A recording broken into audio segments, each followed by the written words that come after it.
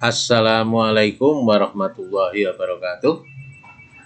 Mahasiswaku pasca sarjana ilmu hukum yang kami hormati, hari ini kami menyampaikan makalah melalui Sunan karena seharusnya hari ini jam kuliahnya Pak Krisno tapi dipakai untuk ada seminar dari Duta Besar Kolombia, sehingga mahasiswa tentunya capek. Oleh karena itu nanti bisa dilihat sewaktu-waktu. Dan untuk minggu depan saya persilahkan ya untuk memulai presentasi tentang tugas yang kami sampaikan kemarin. Jadi ada waktu 1 minggu yang barangkali mahasiswa sudah siap ya. Karena setelah ini maka kuliah-kuliah pada hukum kearifan lokal itu presentasi saja, sehingga kita bisa dialog lah. Kalau manual hanya masalah penyampaian sudah di dalam buku sudah ada.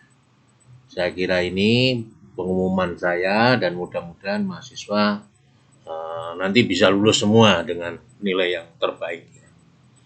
Baik, saudara sekalian, yang pertama judulnya itu tentang penyelesaian sengketa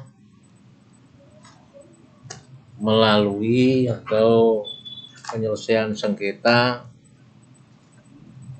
melalui kearifan lokal. Penyelesaian sengketa berbasis potensi lokal. Artinya apa? Di dalam kebijakan putusan itu menggunakan kearifan lokal. Mengapa? Ya, kehidupan selalu ada perselisihan. Ini pertanyaan yang ada di dalam buku saudara. Ada pertanyaan begini, mengapa setiap kehidupan kok terjadi perselisihan? Ini perlu dikupas. Yang jelas di dalam buku saudara tidak ditemukan itu jawabannya ya. Nah, kalau saya belajar dari sengketa itu memang karena perbedaan kepentingan. Sing siji kepengen ngalor, sing siji kepengen ngidul. Perbedaan kepentingan ini maka harus diatur dengan aturan yang lurus. Nah, ini diadakan peraturan.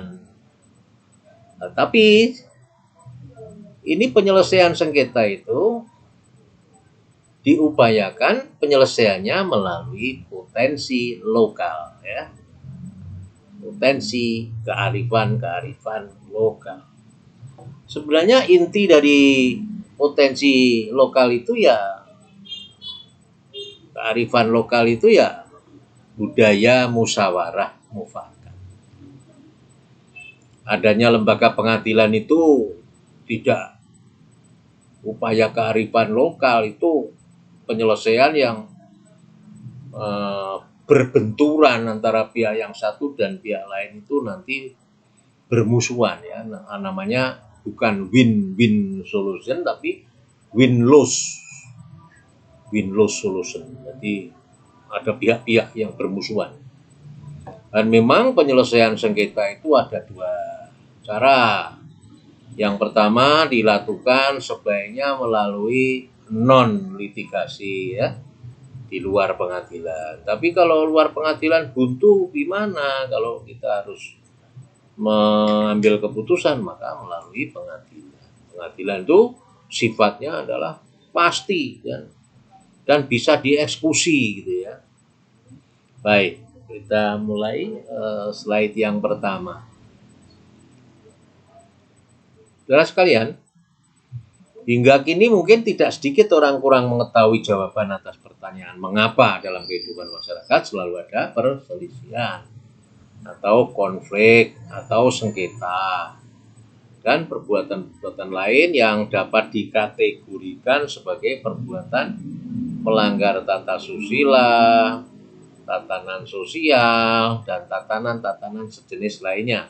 Bahkan perbuatan sejenis lainnya yang dapat dikategorikan sebagai tindak kejahatan.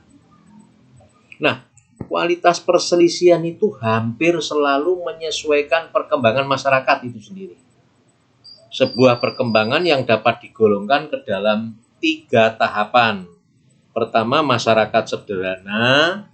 Yang kedua, masyarakat kompleks. Dan yang ketiga, masyarakat multi kompleks. Sekarang kita sudah masuk ke tahapan multi kompleks. Kalau sederhana itu zaman dulu ya, masyarakatnya masih sederhana, kecil ya, lingkup keluarganya tidak banyak mengetahui tentang hukum gitu ya. Persoalan-persoalan perselisihan hanya diselesaikan melalui musyawarah. Namun pengelolaan persoalan perselisihan yang terjadi dalam kehidupan masyarakat satu dengan yang lain berbeda, baik tingkat dan corak cara penyelesaiannya. Pengamatan terhadap masyarakat sangat sederhana seperti masyarakat pedesaan, umumnya hubungan sosial antara orang perseorangan atau antar kelompok orang tidak begitu kompleks, menunjukkan bahwa dalam hubungan sosial antara orang satu dengan orang yang lain jarang sekali ada perselisihan.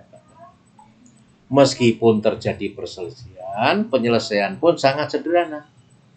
Seperti hanya mengusir orang-orang yang jahat, ya, menjauhkan, menjauhi, memberikan sindiran atau menghindar dari orang tersebut. Ini masih dilakukan di Pulau Bali ya. Dalam desa tertentu itu penyelesaiannya seperti itu. Penyelesaian sengketa dalam masyarakat sederhana demikian ini tidak serta-merta dilakukan secara formal dan melibatkan aturan-aturan yang tertulis. Namun, pengelolaan dari persoalan perselisihan yang terjadi dalam kehidupan bermasyarakat satu dengan yang lain berbeda tingkat dan corak cara penyelesaiannya. Pengamatan terhadap masyarakat sangat sederhana. Seperti masyarakat pedesaan, umumnya hubungan sosial antara orang per orang satu dengan orang yang lain tidak begitu kompleks.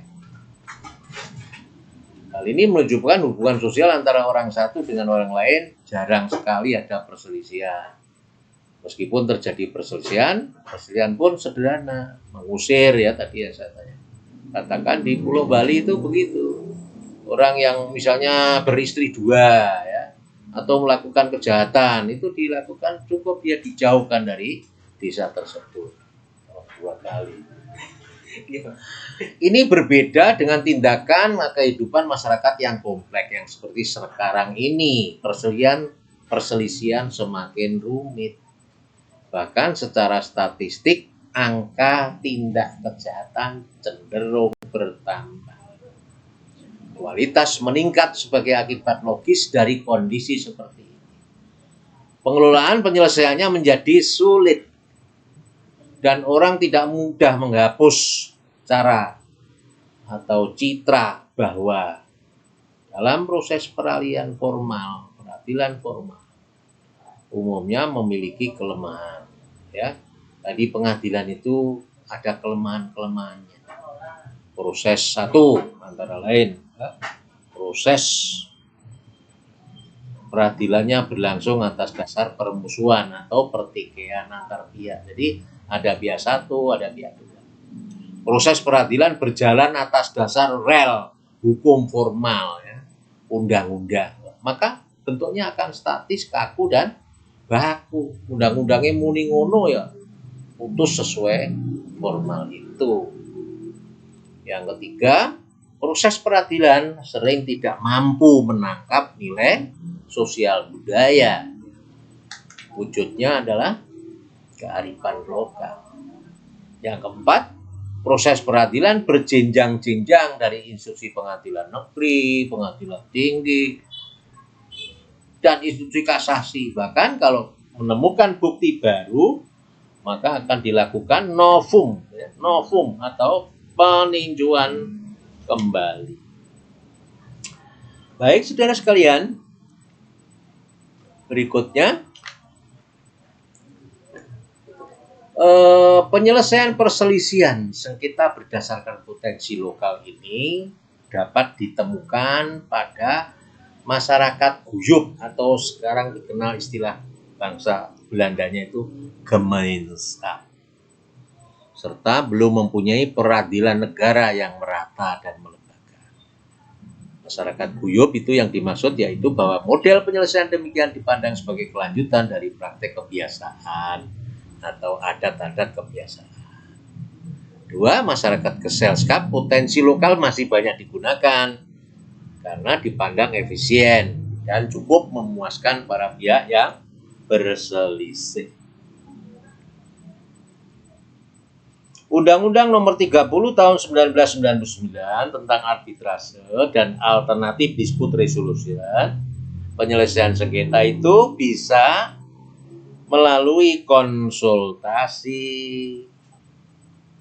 negosiasi, konsiliasi, mediasi, dan penilaian ahli. Jadi kita mempunyai undang-undang yang akan menyelesaikan apabila ada sengketa itu dimulai dari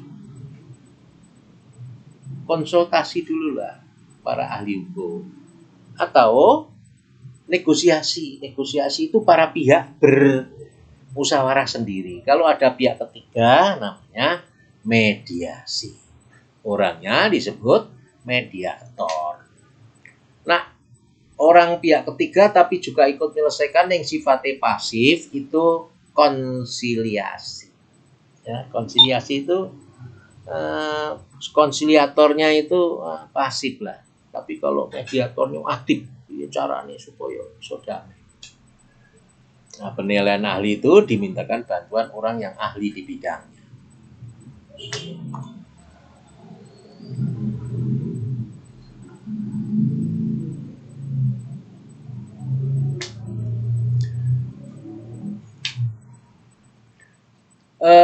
Sebuah proses perselisihan menjadi 4 tahap, ya. Namanya 1 potensi konflik, 2 prakonflik, 3 konflik, dan 4 sengketa. Di situ ada penjelasannya. Potensi konflik itu dalam masyarakat terdapat kelompok-kelompok yang keberadaannya semakin berseberangan. Yang kita lihat itu biasanya pada saat ada pemilihan umum lah, pilkada, pilpres gitu ya, maka itu terjadi kelompok-kelompok yang punya jagonya sendiri-sendiri, pilihannya sendiri-sendiri, sehingga terjadi potensi konflik.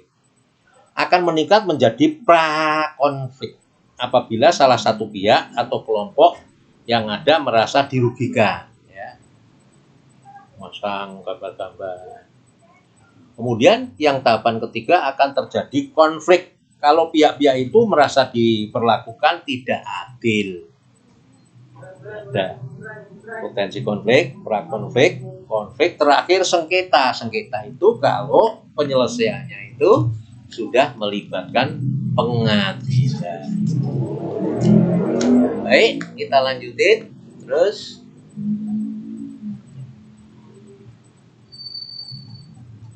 Penyelesaian perselisihan atau sengketa yang dimaksud dilakukan dengan cara tadi Undang-Undang Nomor 30. Negosiasi itu penyelesaian perselisihan menekankan suatu komunikasi antar pihak saja. Apabila mediasi itu penengah itu pihak ketiga.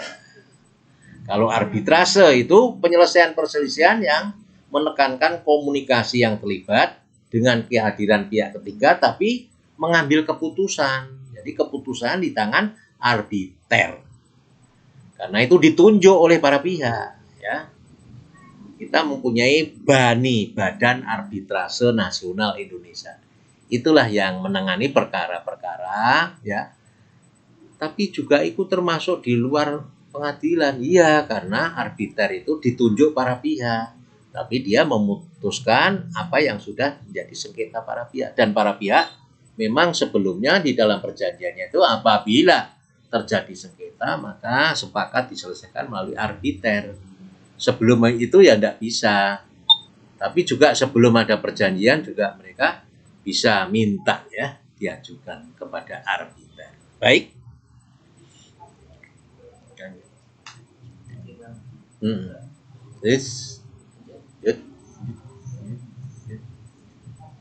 Baik, saudara sekalian, apabila substansi penyelesaian sengketa berdasarkan potensi lokal adalah upaya konkret para pihak yang berselisih untuk menemukan hukumnya sendiri, maka upaya penyelesaian perselisihan atau sengketa yang menjunjung pada perdamaian telah lama dikenal bangsa Indonesia. Bahkan upaya-upaya tersebut telah melembaga ke dalam apa yang disebut dengan peradilan desa. Dulu ada peradilan desa. Setiap permasalahan cukup diselesaikan oleh kepala desa. Pada masa silam peradilan desa ini ada seluruh Nusantara sudah ada. Dan pada dasarnya menjalankan kewenangan selain sebagai pengadilan pidana juga pengadilan perdata. Tapi apabila proses penyelesaian sengketa berdasarkan kompetensi lokal diukur dengan praktek penyelesaian sengketa yang ada sekarang, maka proses perselisihan sengketa berdasarkan potensi lokal yang ada pada silam tampak sederhana sekali. Sebagaimana dijelaskan di depan bahwa bentuk masyarakat saat itu merupakan masyarakat sederhana. Kesederhanaan ini dengan tingkat pengetahuan warga desa, sehingga bentuk dan cara menjalankan proses sangat-sangat sederhana.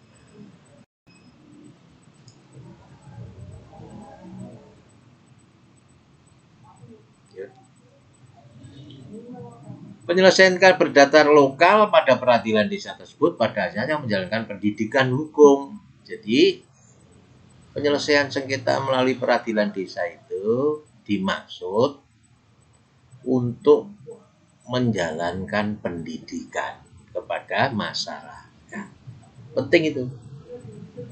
Tapi pada tahun 1925 penyelesaian melalui melalui desa itu kemudian dicabut. Saat itu Pamong Praja terpaksa menyatakan kesangsiannya. Karena juga ternyata ada upaya-upaya untuk mengganti dari penyelesaian melalui desa. Saudara sekalian, di setiap daerah waktu itu memiliki budaya-budaya yang pada dasarnya antara satu dengan lain itu substansinya sama, tetapi ya selalu diselesaikan musyawarah. Ya, tidak hanya ada di Jawa dan Madura, melainkan di Kepulauan Indonesia hampir ya semua ada pengadilan itu. Aceh ada pengadilan yang sifatnya hanya sebagai dewan pemisah. Kekuasaan itu diberikan kepada kepala desa.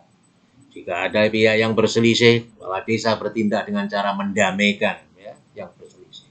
Di Tanah Gayo, pengadilan desa ditaruh di atas tanggung jawab raja-raja. Pengadilan desa di Tanah Batak, kekuasaan itu ada di tangan kepala pusat kota atau raja padusunan. Di Tapanuli, ya, kekuasaan itu diberikan kepada kepala kuria. Dalam masyarakat Minangkabau, misalnya di sana juga ada lembaga kerapatan adat nagari. Bekerjanya lembaga perdamaian desa ini disemangati oleh budaya musyawarah mufakat. Dalam musyawarah tersebut, pihak-pihak yang berselisih dengan sukarela melunakkan sikap. Give little, get little. Beri sedikit, ambil sedikit. Itu cara untuk menyelesaikan sengketa melalui mediasi, konsiliasi, negosiasi. Di Sumatera Selatan, pengadilan itu dipegang oleh kepala suku dengan bantuan pini tua. Di Kepulauan Ambon dan Banda, memegang kekuasaan pengadilan adalah kepala negeri. Dan seterusnya, sebagaimana pernah disebut di depan. Secara substansial, kultur Indonesia mengandung tema budaya yang ada dalam penyelesaian sengketa berdasar potensi lokal. Untuk menyebut beberapa di antaranya adalah bulak ayadak pambuluah, bulek kato dek musyawarah dalam masyarakat Minangkabau. luruk tanpa bolo, menang tanpa ngasorake. Itu win-win solution masyarakat Jawa itu. Harmoni jagat gede dan jagat cilik itu dalam masyarakat untuk penyelesaian sengketa berdasarkan susu empek ya. Ya, makasih. Potensi lokal. Tema-tema budaya itu sebenarnya ada dan seringkali digunakan penyelesaian sengketa berdasar potensi lokal yang terjadi di daerah-daerah di mana saja di seluruh Indonesia. Dalam lingkup kecil tersebut, identitas tatap muka lebih menonjol di bidang masyarakat kompleks. Meskipun demikian, karakter masyarakat satu dengan yang lain berbeda sehingga intensitas penggunaan juga berbeda. Misalnya, tema-tema budaya menurut Li, nama orang, sangat menonjol dalam masyarakat Jawa dan Bali dibanding daerah-daerah lain. Seperti misalnya masyarakat Batak. Di dalam dua masyarakat pertama tadi, sengketa diselesaikan dengan penghindaran. Ini ditunjukkan untuk menjaga serta memelihara ketertiban dan memperkecil sifat dari emosional masyarakat, sekaligus memperkecil setiap permusuhan yang semuanya dipandang akan dapat mengganggu praktek-praktek hubungan sosial di masa mendatang. Saudara sekalian, pada masyarakat Jawa ada kebiasaan dalam membuat keputusan yang dilakukan dalam merapat desa atau dahulu disebut dengan Dewan Perapat atau Dewan Perapat. Di dalam dewan yang anggotanya terdiri dari orang-orang perwakilan dari dukuh, mereka merembuk untuk menyelesaikan perkara-perkara. Pertemuan-pertemuan dalam rapat ini memutuskan usulan yang muncul. Dalam setiap rapat ini memutuskannya bukan berdasar suara mayoritas, melainkan keseluruhan usulan-usulan yang muncul dalam setiap rapat ditampung dan pada rapat yang kesekian kalinya akan diputuskan berdasarkan musyawarah mufakat. Jadi sejak dulu sudah ada, tapi di sisi lain mereka itu menampung aspirasi meskipun suaranya kalah. Sekarang ini kan yang suaranya akeh wae yang diambil keputusan. Dalam masyarakat pedesaan hingga kini semangat musyawarah seperti ini masih hidup dan dalam pengamatan menunjukkan bahwa dalam proses lain yang memang dipandang lebih nalar tidak bertahan pada pendapatnya sendiri dalam konteks penyelesaian sengketa berdasarkan potensi lokal. Penalaran ini dapat menerima semua pihak. Di berbagai daerah ada lembaga perdamaian yang mewakili kewenangan berbagai bidang seperti apakah itu perdata, pidana, pelanggaran ketertiban sosial, atau umum.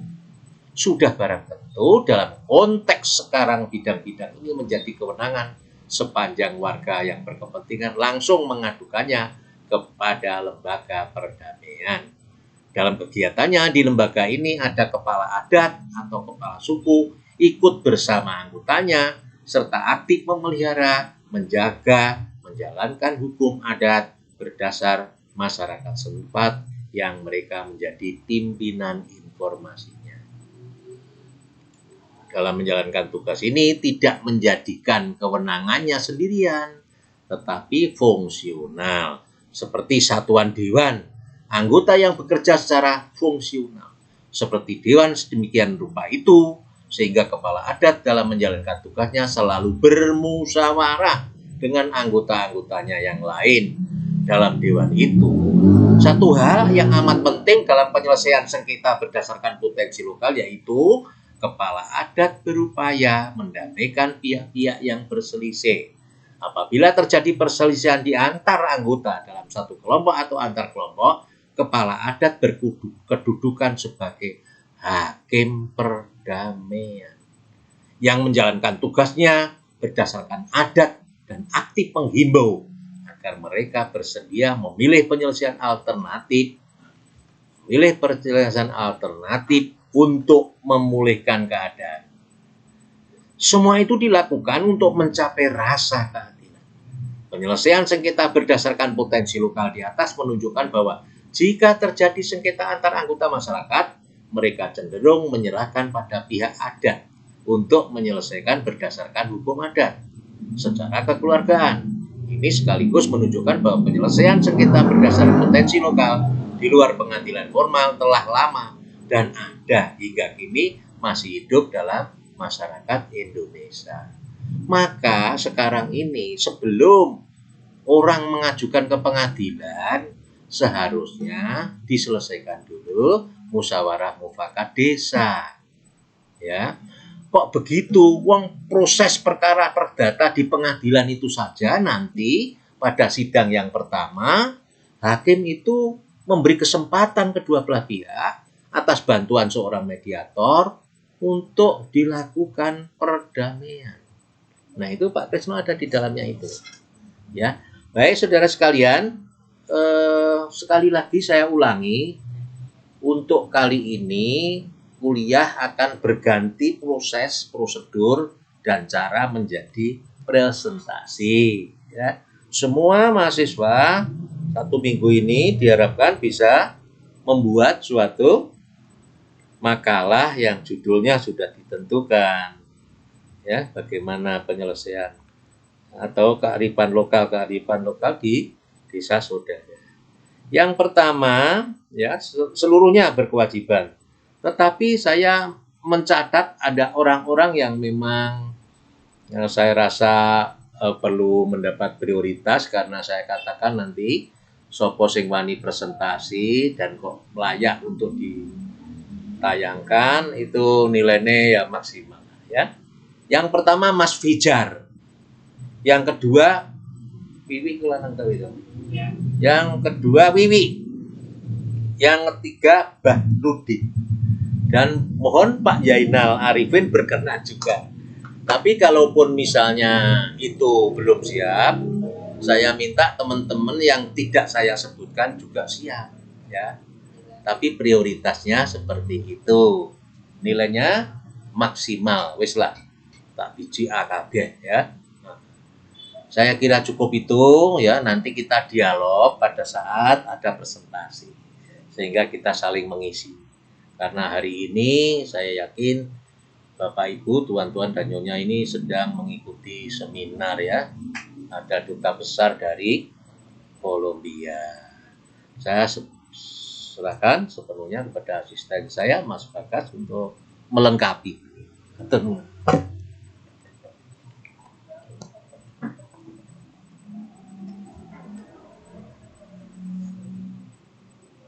Oke, terima kasih Bapak. Selamat sore Bapak Ibu sekalian. Jadi untuk perkuliahan hari ini, dikarenakan bersamaan dengan adanya kuliah umum dari tamu Duta Besar Kolombia, maka dari itu perkuliahan melalui Sunan dan sudah di video melalui YouTube di Sunannya teman-teman sekalian. Untuk mempertegas lagi penugasan ataupun mekanisme nanti ujian akhir tidak ada, akan tetapi ujian akhir tersebut diganti dengan mengerjakan proposal gitu Pak ya, membuat tugas tentang kearifan lokal di daerah masing-masing saudara. Kemudian untuk mekanisme penulisannya juga mungkin dari mengacu itu ya Bapak, di buku bimbingan juga tesis mungkin kalau sudah teman-teman sudah mengetahui. Dan juga bagi teman-teman di sini Bapak Ibu yang hendak presentasi ataupun berminat untuk presentasi, itu ada nilai tersendiri. Dikarenakan mahasiswa yang presentasi otomatis nilainya secara langsung itu langsung maksimal menjadi A. Bagi teman-teman yang tidak presentasi, ya memang menyesuaikan dengan hasil dari proposal yang dibuat melalui hukum kearifan lokal yang dibuat oleh Bapak Ibu sekalian. Itu dari saya untuk mempertegas lagi bahwa teman-teman yang presentasi nilai otomatis A. Jadi ini cepat-cepatan teman-teman yang bersedia untuk presentasi. Jadi kesempatan bagi kalian semua. Itu dari saya.